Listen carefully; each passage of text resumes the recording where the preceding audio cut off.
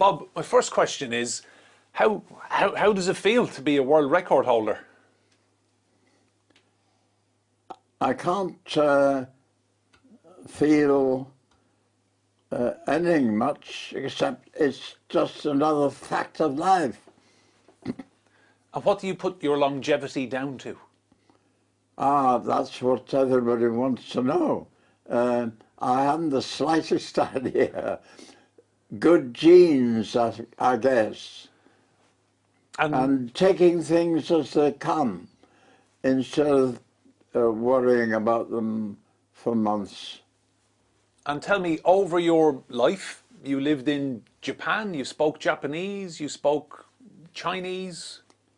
Yes, Taiwanese, which was a dialect of China, yeah. And tell me, you're a travelled man, you've led a very, very interesting life. Oh, quite definitely, yes. If you want my memoirs, I've got a copy I can lend you, but I can't give it to you because it's a limited print. And tell me, I see a card from Her Majesty the Queen, so that's quite old now. That was a year or two ago, because I see no point in her sending me one every year for 10 years. And tell me, what this younger generation nowadays, what do you make of modern life? Everyone on their iPhones, people vaping, everyone in a rush. What do you make of the modern world? Yes, and I think there are some great drawbacks. The lack of actual personal contact, eye-to-eye contact. Everybody's walking down the street holding one of these things, oblivious to their surroundings. And two people who know each other might walk by each other without noticing who it was. And tell me, over your life, did you eat or drink anything special? Was there any foods you avoided, or did you exercise a lot? I ate what was put in front of me. No questions asked. And did you enjoy a drink? Oh yes, but I don't drink alcohol, or only on occasions like a wedding or somebody's birthday I have a drink, but otherwise I'm not addicted to it. I think elderflower cordial tastes a lot better. And tell me, Bob, over the course of your life, there's so many incredible British landmarks and world landmarks that you were there to see and you remember. Tell me about the Zeppelins raiding Hull. Oh, well, the early ones were a total surprise. Nobody thought that a Zeppelin could cross the North Sea, never mind the Atlantic. So nobody knew what to do. But they very soon organised something. My father was an air raid warden. But when the sirens went, he was on with his armband and his cap and off to do his duty. And tell me... And we children were brought down from the attic and put under the dining room table. We had no Anderson shelters or anything of that sort. And tell me your memories of World War II. Where were you when war broke out? When war broke out, I was on board a Canadian liner in the middle of the Pacific, on the way home ostensibly to Britain for furlough, because I had been away 7 years. But that's where I was. And when we got to Canada, we were told, full stop, you can't cross the Atlantic. So the rest of the war, I was working in Canada and the United States on various jobs, different jobs, for the British government. And when you came home, what were your memories of life post World War II in Britain?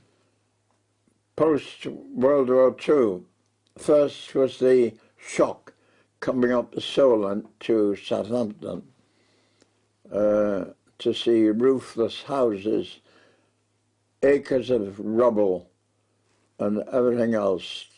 Nobody had that was after the war ended as soon as we could, but it was some months and nothing had been done. Do you remember Coronation Day? Of the Queen? Yes, Queen Elizabeth II. I don't know that I have any clear recollection of it, but obviously I must have watched it on television. And can I ask just, you're what, 10 years older than Her Majesty or so, a decade older. And what's your impression of the Queen and the life she's lived? And My impression of the Queen is that she's about the most sensible person in Britain. Everybody else is a bit mad.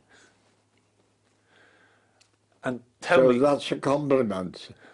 and tell me, another great day that stands out in the memory in this country, England winning the World Cup in 1966. Where were you that day? Oh, yes, I was living in London at that time, but yes, 1966, or at any rate in the suburbs near Harrow, in that sort of area of London. Do you remember watching the match? Oh yes, more or less, but I couldn't tell you any details. Bobby Charlton and the rest of them, heroes, yeah. And tell me, other great events, royal weddings, Charles and Diana getting married. Do you remember that day watching on TV? When I was getting married? No, Prince Charles and Lady Diana. Oh, yes, I did. But I wouldn't have said that was so outstanding. It was a great tragedy, though. There was something went wrong with the marriage. And tell me about your family. I was one of 7 children, and my memoirs are entitled We Were 7. And how many children have you? 3. I had 3.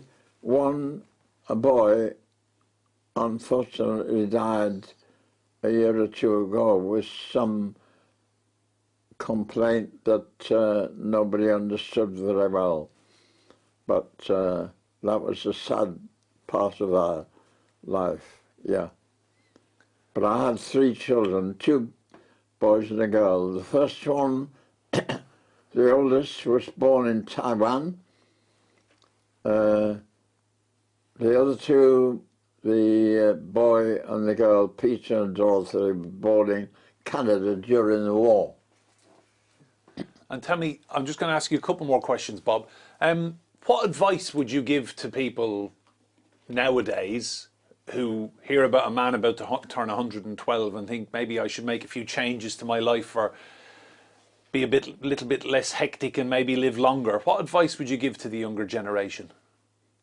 Well, I don't give people advice because A, if they don't like it, they don't do it. And if they do it, and it turns out bad, you're to blame. So I don't give advice, but I make suggestions. And tell me, when the Guinness Book of World Records get in touch in March to confirm that you were the world's oldest man, They already have. Oh, they have. They already have. So tell me, how do you feel? Oh, I suppose I shall get used to it. And It's not anything that I've wanted for a long time or anything of that sort. Yeah. If you keep on living, eventually you are the oldest person. And tell me, who's your favourite actor? Oh, not a living one, I wouldn't think. Who was it? I don't know. Favourite film? I'd have to think about things quite a bit before I decided. And tell me, do you follow sport much? Oh yes, Football? whole city Hull City. where I was born. They're your football team. Yeah, they're not doing too badly. And tell me, one final question. What are your plans for the rest of the year then? As the world's oldest man, how do you feel people have changed in how they speak to you, or? Well, that remains to be seen, doesn't it? As the gentleman in Japan who just died and made it feasible, I don't feel I want to take advantage of somebody's death.